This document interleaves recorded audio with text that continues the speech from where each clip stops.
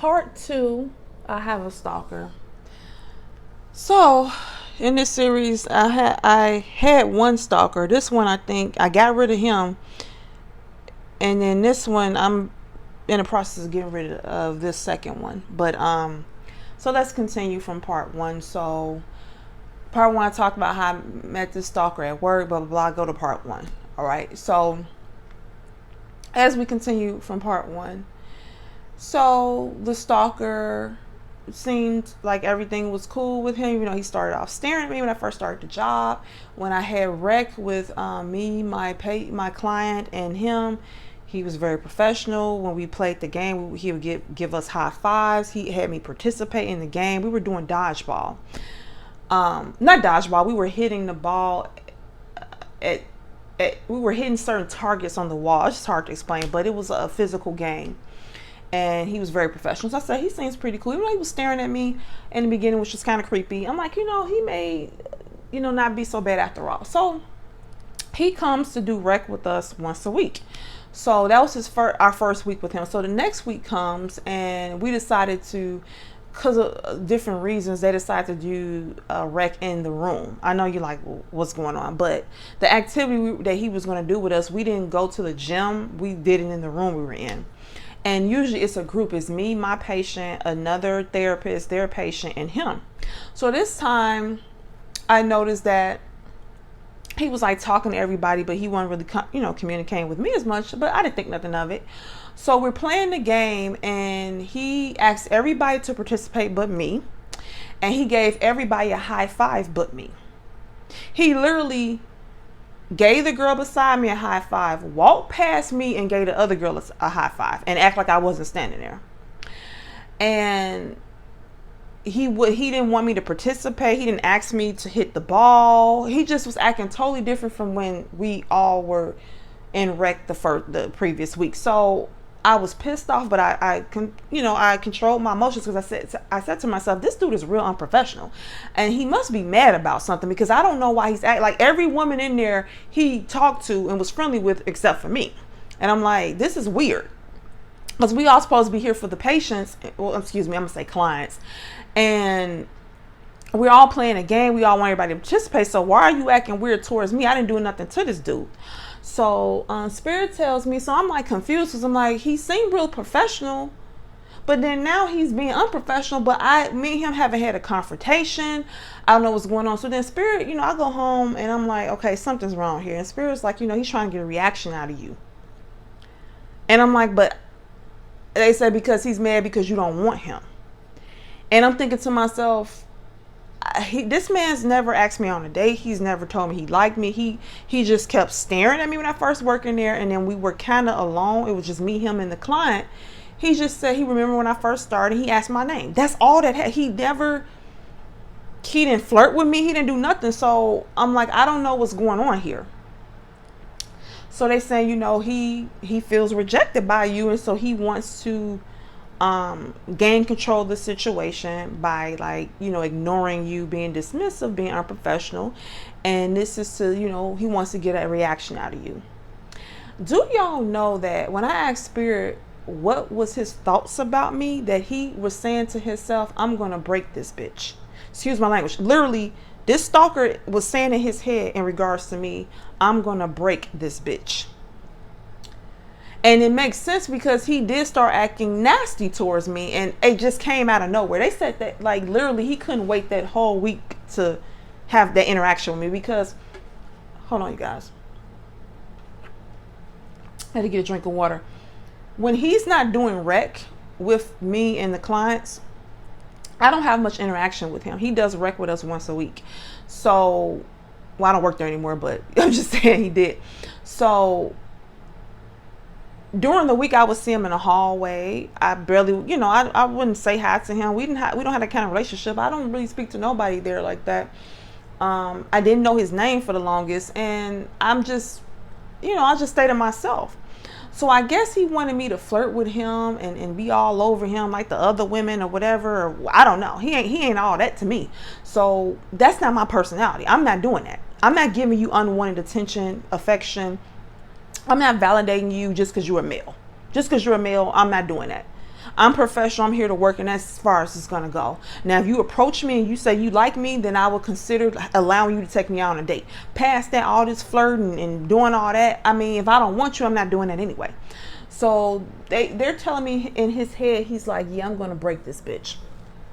So after that, I said, I don't even want to get to know this person, like not even professionally, because I thought he would be a good coworker, someone to work with. But after him being dismissive and nasty towards me in this group activity, and it was unwarranted. Like, I know other people noticed it too. Like, every adult that was there, he gave them a high five. He asked them to participate, and me, he acted like I wasn't standing there. It was very disrespectful. So after that, I said, okay, he don't really know who he's dealing with, and he can never break a woman like me. So I'm just gonna keep ignoring this dude and act professional and not allow him to get a reaction out of me. So the next week comes. I mean, before the next week comes, like before the next time we had rec with him, I would see him in the hallway. Once again, I would ignore him. I just wouldn't give him eye contact. I just mind my own business. So this week, I had rec with him again, and then he seemed okay again. Like, he was acting normal. He was being polite. He was giving me the high five. He was asking me to participate. Even the client wanted me to participate. Even though he was trying to exclude me, he was acting back normal. So I said, okay, so now he's playing these mind games. So I think what triggered him was, so things escalated. So what I mean that he's a stalker, like, okay, so at work, he'll come in my area, keep coming in the room. Not a lot, but I remember like a couple of days ago, I was in the room with a client. He comes back there. He asks anyone if they need help with anything. And I said, he sees I'm busy, and then he walks over to me. He asked the girl behind me, did she need help with anything? And she said no. Then he comes over to me and he's like, well, you need help with anything? I said no. And it was the way he was looking at me. Like a desperate look in his eyes. I just can't explain it. But I was like, no, I'm fine. I smiled at myself, I'm fine. It's like he wants my attention or something. Like, it just felt weird. So let me jump back to when he was being nasty towards me. He did something that was very disrespectful. Not only so, when he does rec, I have more than one client during the day.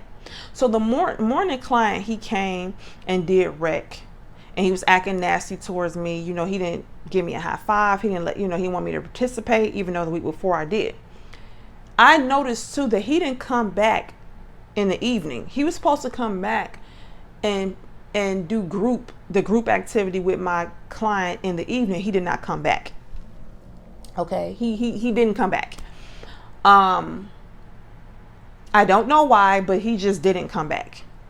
He walked past the room, looked in there, and just didn't come back. And in that group, it was going to be me, my client, another therapist, and her client. And it was going to be this individual. Let's call him James, the stalker.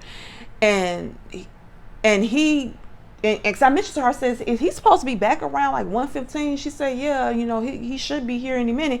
And he walked past and didn't come in there. So I think he was trying to do it to hurt me, because my client last week did not want to go with him into the gym. So I don't know if he was still mad, but I believe it was directed towards me. And so because of him being so unprofessional, he couldn't even do his job because he can't stand me, because I guess he feels like I don't want him. Spirit is saying that first encounter I had with him in the gym, when he introduced himself and asked me my name, that he thought after that I guess I was supposed to flirt with him and make small talk and be all over him. And no, I'm not into him like that. I'm not attracted to him like that.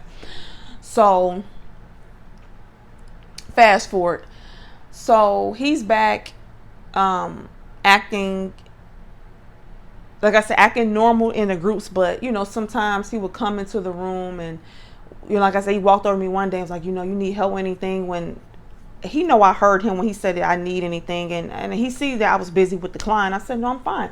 And then like he just stared at me like he wanted direct. Just the way he was looking at me, I felt uncomfortable. Okay, so I don't know if you guys have seen, but I post fashion of the day outfits sometimes, and recently I posted a fashion of the day outfit, and I had on a burnt orange dress. I wore that, I think that was Wednesday. I went to work in that outfit, and I did the video after I left work, and it was very professional, no cleavage, skirt to the knee. It wasn't super tight, even though I would prefer it a little bit looser for work, but very ladylike, very feminine. Well, I wore that Wednesday, and then Thursday, the stalker found me, popped up at a location outside of work that I go to regularly. He showed up there. So the stalking, to me, he wasn't stalking me at work, but Spirit had been told me he's been watching my every move at work. Because I said he stares at me all the time.